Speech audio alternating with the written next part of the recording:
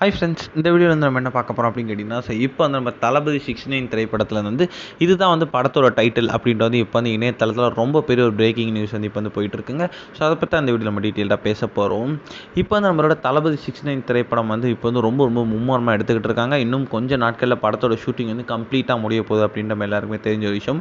So அதே நேரத்தில் வந்து நம்ம தளபதி விஜய் வந்து அவரோட கடைசி திரைப்படமாக தளபதி 69 வந்து ரொம்பவே மும்முரமாக நடிச்சு, ஸோ அதுக்கப்புறம் ஃபுல் அண்ட் ஃபுல் வந்து அரசியலில் ஈடுபட போகிறாரு அப்படின்னு நம்ம எல்லாருக்குமே தெரிஞ்ச விஷயம் தான்.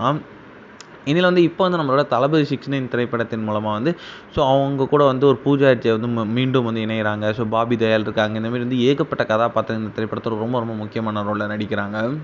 இதில் வந்து இப்போ வந்து கிடைத்திருக்க லேட்டஸ்ட்டான அப்டேட் பிரகாரம் வந்து நம்மளோட தளபதி 69 திரைப்படத்தோட டைட்டிலோட ஒரு பேர் வந்து இப்போ வந்து இணையதளத்தில் லீக் ஆகிருக்குங்க. ஸோ அதன்படி பார்த்தா வந்து நாளைய தீர்ப்பு, ஸோ அந்த ஒரு டைட்டில் தான் வந்து நம்ம தளபதி 69க்கு வைக்க போகிறாங்க அப்படின்ற ஒரு பேச்சுவார்த்தை போயிட்டுருக்கு. ஸோ நாளைய தீர்ப்பு திரைப்படம் வந்து ஃபர்ஸ்ட் தளபதியோட முதல் திரைப்படத்தோட பேர் வந்து நாளைய தீர்ப்பு.